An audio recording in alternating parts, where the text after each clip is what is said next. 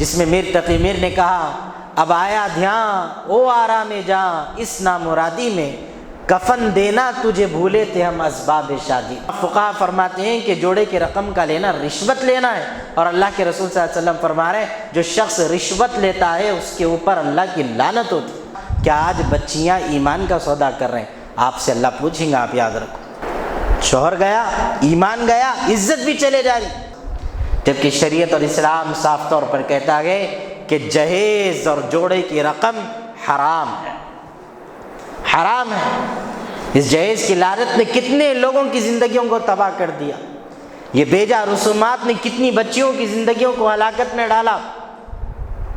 کتنی شادیاں ایسی ہیں جن میں لڑائی اور جھگڑوں کے بغیر ان کی شادیاں مکمل نہیں ہوئی، کہ ہم مسلمانوں کی بڑی تعداد میں لڑکیاں مذہب اسلام کو چھوڑ کر غیر مذہب کے لوگوں سے آج شادی کرنا پسند کرتی ہیں۔ اس کی وجہ یہ ہے کہ آج اس دور کا مسلمان بغیر جہیز کے شادی نہیں کرنا چاہتا، اور وہ لڑکیاں جہیز دینے کے قابل نہیں۔ ان کا قصور یہ ہے کہ وہ ایک غریب خاندان میں پیدا ہوئی، ان کا قصور یہ ہے کہ وہ ایک غریب گھر میں پیدا ہوئی، جس کے عوض میں آج وہ ایمان کا سودا کر رہی ہیں کہ ہم نکاح سے پہلے لڑکی والوں سے جوڑے کی رقم کا مطالبہ کرتے کہ نہیں اتنے دے دینا تھا۔ کیا کرتا میاں وہ جوڑے کی رقم لے کے، جوڑے کی رقم لے کے ولیمہ کرتا، کیا کام ہے؟ ولیمہ کریں گا۔ میرے عزیز بزرگوں اور دوستوں، ماں باپ کی ذمہ داری ہے وہ اپنے اولاد کو، اپنے بچوں کو اس قابل بنائیں، اس طرح تیار کریں کہ وہ خود اپنی ضروریات کو پوری کر سکیں۔ لوگ جہیز کے معاملے میں حضرت فاطمہ رضی اللہ تعالی عنہ اور حضرت علی رضی اللہ تعالی عنہ کے نکاح کی بڑی دلیلیں دیتے، ارے کیا اللہ کے رسول صلی اللہ علیہ وسلم حضرت فاطمہ کو وہ نہیں دے کے بھیجے، یہ نہیں دے کے بھیجے؟ آج اپنی اولادوں کو ان باتوں کی وصیت کرو، نصیحت کرو کہ خدا کے لیے اپنے رب اللہ رب العزت اور رسول اللہ صلی اللہ علیہ وسلم نے جو طریقہ بتایا اپنی زندگی پہ سوائے اس کے کسی اور پر عمل مت کرو۔ یہ وصیت کر کے مرو اپنی اولادوں کو، ورنہ آخرت میں قبر میں آپ تو چلے جائیں گے، آج نہ ایک دن مرنا ہے، جب قبر کی غذا بنیں گے اس وقت آپ کو عذاب برداشت کرنا پڑے گا۔ حضرت علی رضی اللہ تعالی عنہ حضرت فاطمہ رضی اللہ تعالی عنہ سے نکاح کا یہ ذہنی خیال لے کر رسول اللہ صلی اللہ علیہ وسلم کے پاس گئے، جا کر آپ نے گزارش کی کہ یا رسول اللہ میں چاہتا ہوں کہ حضرت فاطمہ سے میرا نکاح ہو جائے۔ آقا صلی اللہ علیہ وسلم نے جب یہ سنا تو فرمایا ٹھیک ہے میں آپ کو جواب دیتا ہوں۔ آپ اپنے گھر تشریف لے گئے، حضرت فاطمہ سے پوچھا فاطمہ کیا آپ حضرت علی سے نکاح کرنا پسند فرماتی ہیں؟ تو آپ خاموش رہیں۔ یہ خاموشی وہ نہیں تھی جس میں نہ ہو، یہ خاموشی وہ تھی جس میں ہاں ہو۔ تو آپ صلی اللہ علیہ وسلم نے اسے سمجھ گئے، آپ باپ تھے، حضرت فاطمہ آپ کے لخت جگر گئے، آپ نے سمجھ گئے، اور باہر جا کر آپ نے حضرت علی سے کہا علی جاؤ اب اپنے نکاح کی تیاری کرو۔ کس کو بولے؟ حضرت علی کو بولے۔ نکاح ہوا تو تیاریاں کس کے پاس ہوتے؟ ذرا بولو، صحیح بولنا، لڑکی والوں کے پاس ہوتے۔ نکاح سے 6 مہینے 1 سال پہلے سے شروع کہانی، ارے شادی ہے شادی ہے شادی ہے شادی ہے، کیا ہے؟ سامان جمانا ہے، فلاں لانا ہے، فلاں لانا ہے۔ اللہ کے رسول کس کو بول رہے ہیں؟ حضرت علی کو۔ ذمہ داری کس کی ہے؟ قرآن کہا الرجال قوامون علی النساء، مرد کو اللہ نے سربراہ بنایا خاندان کا، عورت کو نہیں بنا۔ تو ذمہ داری کس کی ہوئی؟ مرد کی، کہ وہ تیاری کرے اپنے نکاح کی، وہ تیاری کرے اپنے بستر کی، وہ تیاری کرے اپنے ساز و سامان کے رکھنے کی، وہ تیاری کرے اپنے گھر کی سہولتوں کو مکمل کرنے کی۔ بیٹی لے کر آنا یعنی بہو لے کر آنا یہ کوئی اسلامی فریضہ نہیں ہے، آپ کے اوپر فرض۔ حضرت علی رضی اللہ تعالیٰ عنہ نکلے فوری، اپنی زرہ تھی آپ کی، زرہ جانتے نہیں یعنی جنگوں کے اندر جو لباس پہنا جاتا تھا وہ تھا۔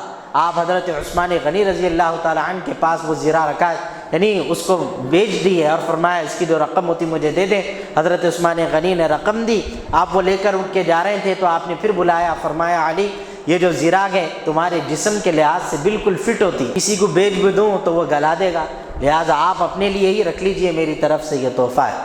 پیسے بھی دے دیے، زرہ بھی واپس کر دیے، اور آپ گئے، اللہ کے رسول صلی اللہ علیہ وسلم کے ہاتھ میں وہ پیسے دیے، جس سے آقا صلی اللہ علیہ وسلم نے حضرت بلال حبشی رضی اللہ تعالیٰ عنہ کو کچھ پیسے دیے، اور کچھ پیسے حضرت ام سلمہ کو دیے۔ حضرت بلال سے کہا کہ تم نکاح کی ضرورتیں کیا کیا سامان ہے وہ پورے کرو، اور حضرت ام سلمہ سے کہا کہ حضرت فاطمہ کے گھر میں جن جن چیزوں کی ضرورت ہو سکتی وہ ساری چیزیں لا لو۔ تو جہیز نہیں دیے آقا صلی اللہ علیہ وسلم، اگر دیتے تو ایک بیٹی کو دیتے تھے کیا؟ پوروں کو دینا پڑتا تھا۔ اصول یہی ہے نا، ہمارے پاس بھی سب کے حق میں برابر حصہ تقسیم ہو۔ پھر دوسروں کی بات تو آج تک بھی معلوم نہیں ہوئی، من گھڑک باتیں اپنی اپنی طرف سے بنا کر آج یہی سہارا لے کر جھوٹ اور سچ کی باتیں کر کے لوگ جہیز کو لازم سمجھ لیے نکاح کے اندر۔ میر تقی میر ایک مشہور شاعر گزرے، ان کی بیٹی بیگم جس کا نام تھا، جب اس کے نکاح کا وقت آیا تو بڑی تکلیفوں کے ساتھ انہوں نے اپنا گھر بیچ دیا اور بڑی تکلیف کے ساتھ اپنی بیٹی کا نکاح کیا اور اس کی وداعی کر دی۔ جب وہ بیٹی دلہن کے لباس میں اپنے گھر سے ودا ہونے کا وقت آیا تو کچھ لوگوں نے اس دلہن سے جا کر یہ کہہ دیا کہ تیرے باپ نے اپنا گھر بیچ دیا تیرے نکاح کے لیے۔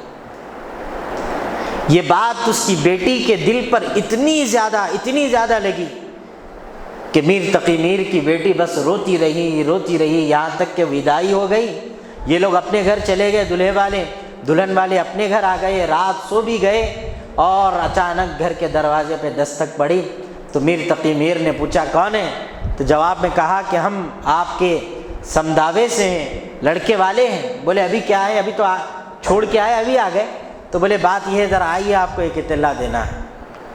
تو باہر نکلے تو بولے چلیے ہمارے ساتھ۔ تو وہ لوگ اپنے گھر لے گئے تو کیا دیکھتے ہیں کہ میر تقی میر نے جس دلہن کے جوڑے میں اپنی بیٹی کو اپنے گھر سے جدا کیا تھا، آج وہی بیٹی سفید لباس میں لپٹی ہوئی ملی۔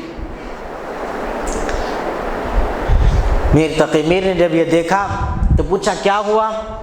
تو ان لوگوں نے کہا کہ نہیں پتا، جب ہم وداعی کر کے آئے اس وقت سے اب تک روتی رہی، اچانک ایک ہچکی لی اور جان نکل کر ختم ہو گئی۔ تو میر تقی میر نے اپنی بیٹی کو اس حالت کفن میں لپٹا دیکھ کر جو شعر کہا وہ بڑا دردناک شعر ہے، جس میں میر تقی میر نے کہا اب آیا دھیان او آرام جاں اس نامرادی میں، کفن دینا تجھے بھولے تھے ہم اسباب شادی میں۔ کیا بول رہے میر تقی میں؟ سب تو دے دیے تھے تیرے کو، گھر بیچ دیے، اپنے آپ کو قربان کر کے تیرے لیے سب کچھ لا دیا، ہاں اب یاد آیا کہ تجھے کفن دینا بھول گئے تھے، آج وہ بھی پورا ہو گیا۔ فقہا فرماتے ہیں کہ جوڑے کے رقم کا لینا رشوت لینا ہے، اور اللہ کے رسول صلی اللہ علیہ وسلم فرما رہے ہیں جو شخص رشوت لیتا ہے اس کے اوپر اللہ کی لعنت ہوتی۔ جوڑے کی رقم دے دیے، جہیز دے دیے، سب کچھ ہو گیا، پھر تھوڑے دنوں میں کئی ایسے لوگ ہیں، کئی ایسے مرد ہیں اپنی بیویوں کو پھر اماں کے گھر کو بھیج دیتے، جا پیسے لے کے آ تیری اماں کے پاس۔ چلیے آپ عدالتوں میں جا کے دیکھو، آج وکیل کے کالے برقعے کے علاوہ سینکڑوں ایسی مسلمان برقعے خواتین پہ آپ کو ملیں گی جو آج عدالتوں کے چکر کاٹ رہی ہیں، اور وکیل لوگ بھی اپنی ہوس کے شکار ان کو بنا بیٹھے ہیں۔ شوہر گیا، ایمان گیا، عزت بھی چلے جا رہی۔ مولانا عاقل صاحب فرماتے تھے سیرا کون بنتے معلوم آپ کو؟ سیرا بھی نہیں ہے اسلام۔ لوگ بولتے سیرا نہیں تو انہیں دولہا نہیں بولتے۔ چلو پھول کا ہار پھر بھی پہن لیا، آپ دکھ کے آتے، ایک نوشا ووشا ہے، منہ چھپاتے گئے کیوں جی؟ کیوں چھپاتے منہ؟ ارے آج تو دن یہ ہے کہ منہ دکھنا سب کو، تمہاری شادی ہوئی منہ چھپا کے بیٹھے ہوئے ہیں۔ تو حضرت فرماتے تھے منہ اس لیے چھپاتا کیونکہ لیا ہوا رہتا نا جوڑے کی رقم جہیز دکھانے کے قابل نہیں رہتا، کہتے انہیں منہ، اس واسطے سیرا بن لیتا۔ بولے نکو دیکھو کوئی میں اتنا برا کام کرے ہوا ہوں کہ دکھا نہیں سکتا اپنا چہرہ۔ یہ بے شرمی ہے، مسلمانوں کی بے حسی ہے کہ آج بچیاں، یقین کرو آپ اٹھو یہاں سے جاؤ، جا کے معلوم کرو، لوگوں کی اطلاعات لو، پتہ چلتا کہ آج بچیاں ایمان کا سودا کر رہے ہیں۔ آپ سے اللہ پوچھیں گا، آپ یاد رکھو۔ یہ بے جا شادی کے اندر یہ سب تماشے لگا دیں۔ آسان طریقہ ہے، مسجد میں لائیے، نکاح کریے، شام کی دعوت کا بائیکاٹ۔ بچی والے بھی بے غیرتے رہتے، اب ان کو بچے والے غیرت مند رہے، انہوں بولے نکو کرو بھائی دعوت، ہم مسجد میں ختم کر دیتے، تو انہوں بولتے نہیں ہماری بچی کا یتیم ہے، نہیں ہم بھی کریں گے دعوت، ہمارا خاندان نہیں ہے کیا ہم بے غیرتے ہیں، فلاں ہے، ہمارا بھی ہے، ان کو بھی بتانا ہے، ان کو بھی کھلانا ہے۔ دنیا کو، پوری دنیا کو خوش کرنے کے چکر میں اللہ کو ناراض کر دیے، رسول اللہ کو ناراض کر دیے۔ آخر میں وہی دنیا والے آ کے دستر پہ کھاتے بولتے کتنے لیا کہ نہیں معلوم دے کتنا اچھا کھانا پکا بولتے